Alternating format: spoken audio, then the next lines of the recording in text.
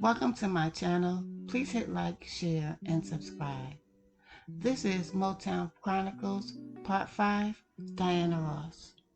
In March of 1966, the girls opened at Blindstrup's in Boston, a good engagement because it meant 2 weeks in the same place. By this time, Diana was down to 93 pounds and exhausted because of the hectic schedule and severe insomnia. She was fortunate to get 2 hours of sleep a night. Berry was in Detroit and unable to accompany the Supremes because he was co-producing some tracks for the Temptations. When he talked to Diana on the telephone, she was very restless but amiable. Certain that something was seriously wrong, he asked Mary and Florence if she had confided in them about her health, but of course she hadn't. They said she seemed like she was blacking out on stage, but kept herself going by sheer will.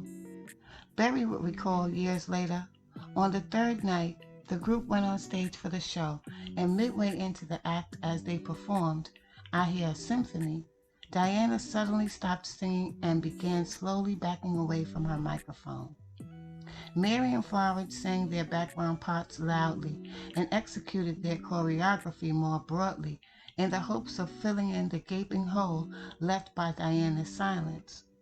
The confused audience watched as Diana put both hands up to her ears as if she was trying to block out the droning music.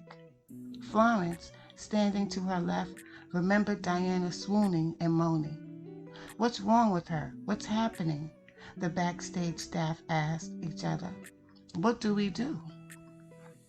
Road manager Cy MacArthur calmly walked out onto the stage, put his arm around Diana, and escorted her off as she muttered and complained incoherently.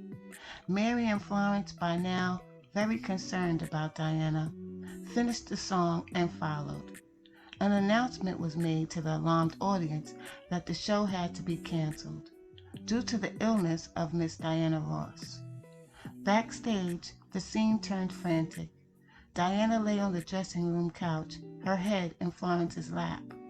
As Florence massaged her temples and tried to reassure her, Diane wept.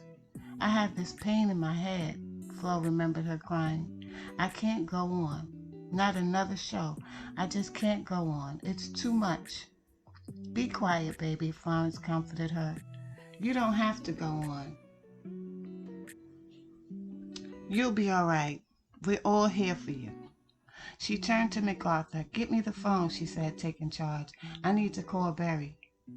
"You understand, Flo," Diana continued to ramble. "You're the only one. I just can't continue."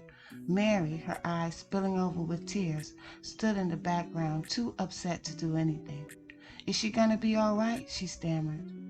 Gordy was at home, and instinctively he picked up the phone on the first ring.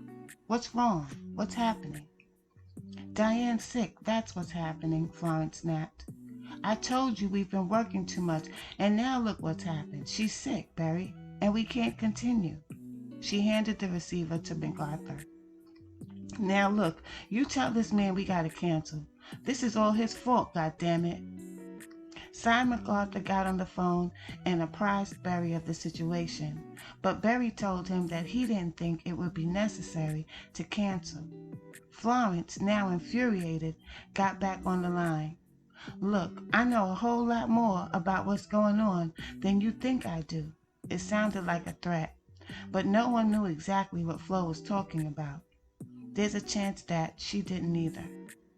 Gordy shouted something at her, and she hung up on him. "Son of a bitch," Flo said, as she cradled Diana's head in her arms. Berry was on the next plane to Boston. When he saw Diane, he immediately canceled the rest of the engagement, took her back to Detroit, and checked her into the Henry Ford Hospital. Berry and Diana never discussed the reasons for the hospitalization with anyone in the entourage. She stayed for a week, and while she was there, Berry gave her a scrapbook filled with Supreme's memorabilia, which must have lifted her spirits. Berry promised her that he wouldn't work her so hard in the future, but that vow was quickly forgotten. From this time on, Florence would measure time in terms of before Diane's breakdown and after Diane's breakdown. In a 1975 interview, Ballard recalled a touching moment she and Diana shared on the day she went to visit her in the hospital.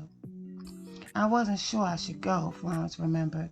I didn't want to start nothing with her, being she was sick and all." According to Florence, when she arrived, Diana was alone, wearing a bathrobe, sitting on her bed and looking very frail. Flo remembered that Diana was listening to the instrumental track of a song Berry brought over for her to learn, an arrangement that, when completed, would go on to become "Love Is Here and Now You're Gone." She sat on the bed next to Diana. "Maybe you should sing some more leads now and then," Diana said to Florence as they listened. "Oh yeah," Flo responded. "Yeah, you know what? You should, Flo. I'll tell Berry you should." "Oh, I can't do that," Florence said. "Berry, he'd never let me." "But you can," Diana urged. Flo remembered that Diana reached over and clasped her hand tightly. "Blondie, you know you can do anything you want to do. Don't you know that? I mean, haven't we proved that? Look at us. Just look how famous we are. You can do anything, Flo." "I don't think so, Diane," she said sadly. You're the one who can do anything she wants to do." Florence began to cry. The two girls were silent for a minute before Flo turned to Diana and asked her a very direct question. "Diane, are you going to leave the group? Are you leaving the Supremes?" "I don't know, Flo," Diana said with genuine uncertainty. "What do you think? Berry probably thinks I should." "Who cares what Berry thinks? Who's going to take care of you if you leave us?" Flo remembered asking her. "Who's going to help you when you're sick? Not Berry. No way. He don't care about you, Diane. All he cares about is money." Florence recalled that as soon as she mentioned Berry Gordy's name, Diana's eyes filled with tears. Soon they were streaming down her face. "Thanks for helping me, Blondie," Diana said finally, not addressing the questions at hand about Berry or her future with the group. "Thanks for what you did in Boston." "You don't have to thank me, Diane," Flo said, also crying by now. The two girls sat on the hospital bed, and as they held hands and sobbed, "Love Is Here and Now You're Gone" played over and over on the tape recorder.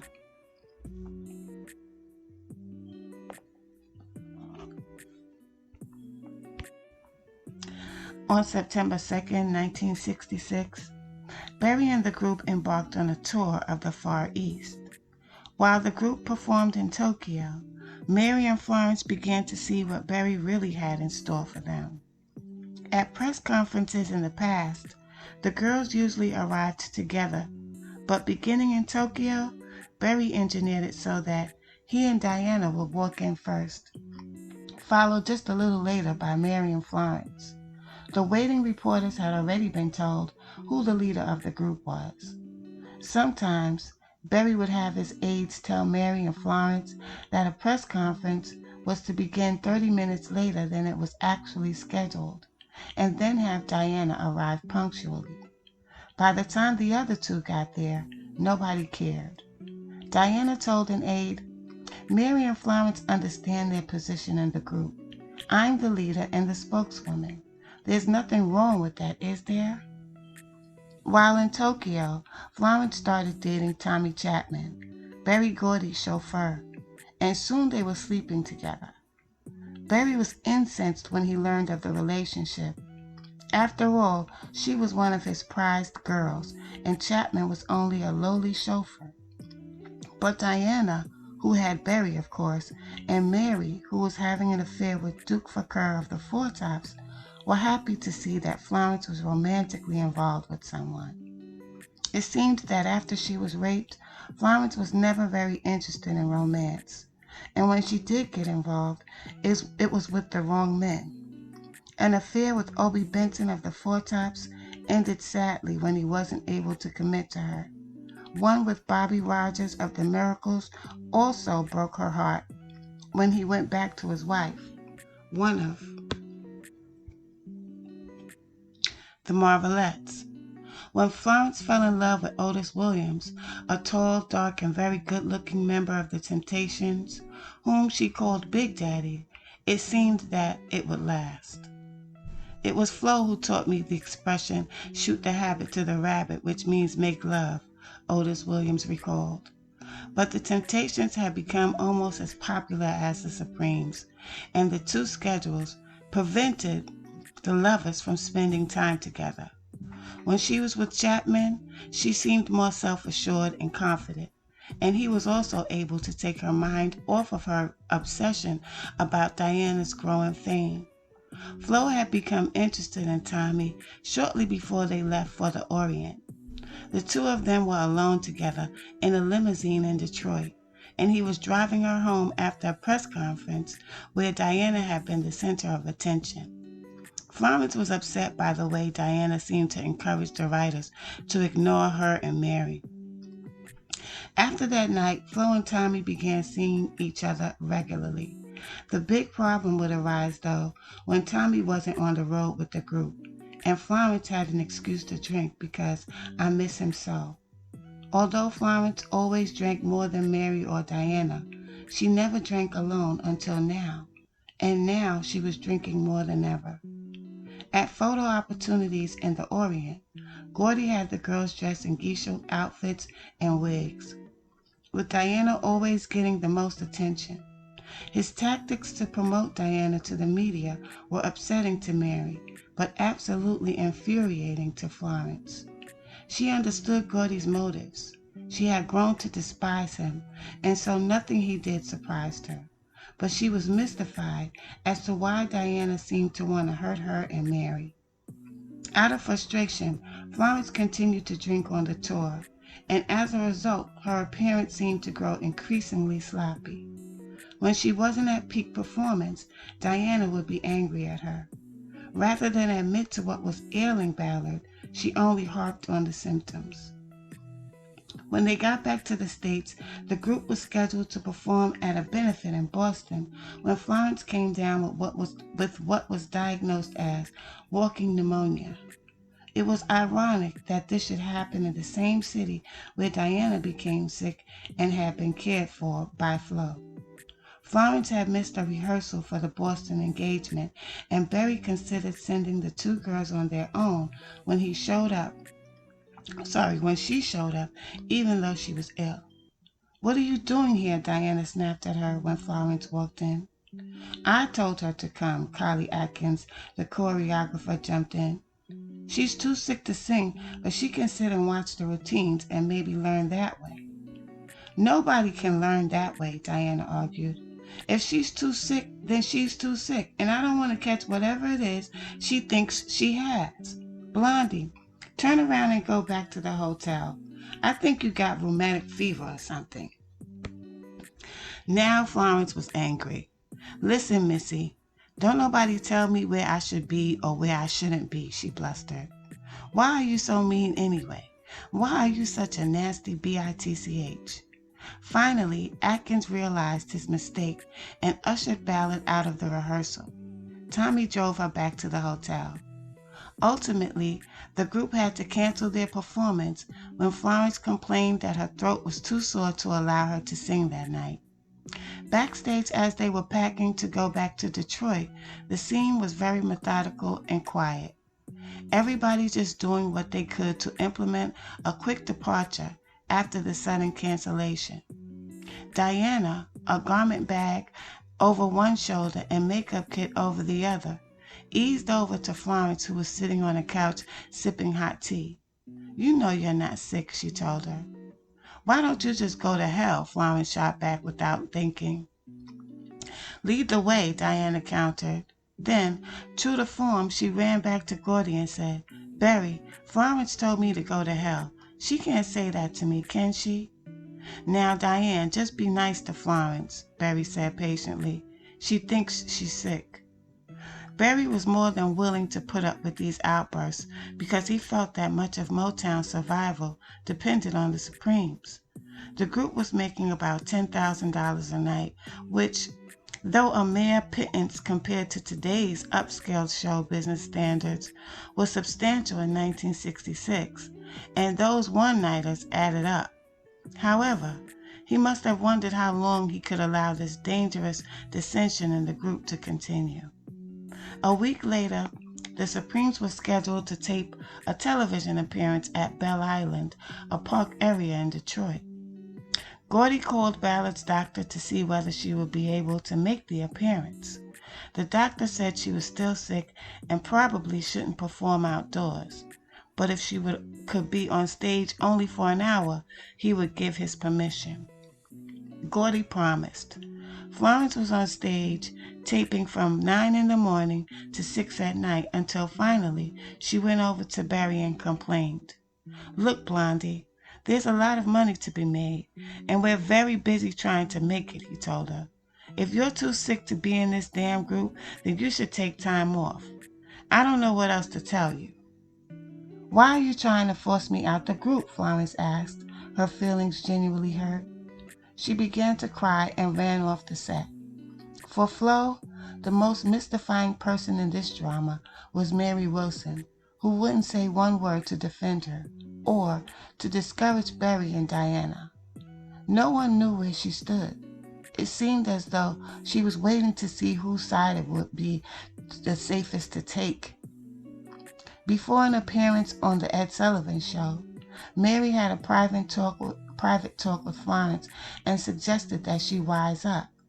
"Don't you know that every time Barry and Diana come at you, they're trying to antagonize you so that you'll say something and they can fire you?" "Well, what am I supposed to do?" Florence asked. "Just do what I do. Nothing. Don't say nothing back," Mary said. "F that," Florence said. "I'm not kissing Diana Ross's ass or Barry's either. I'm fighting both of them and I'll win." "You won't win, Flo," Mary said, shaking her head sadly. "No one ever wins."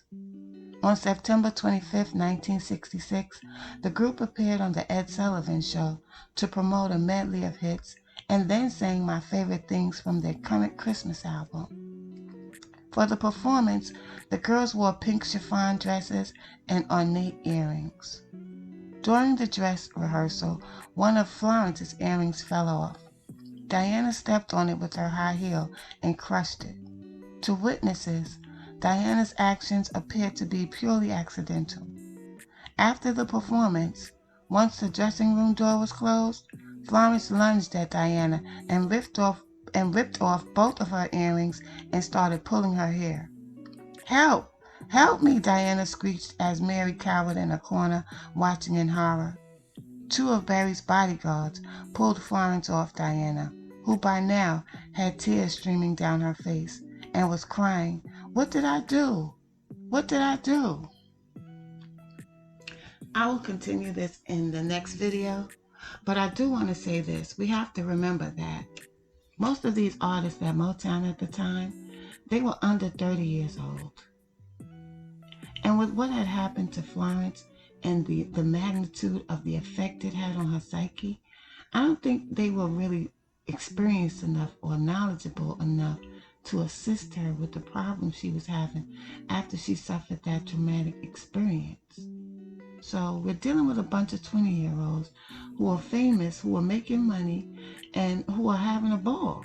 And Barry trying to build a company. So, it just wasn't enough resources there to help Florence or possibly to guide and keep these young artists grounded. And with that being said, I'll see you guys on the next video. Peace and love.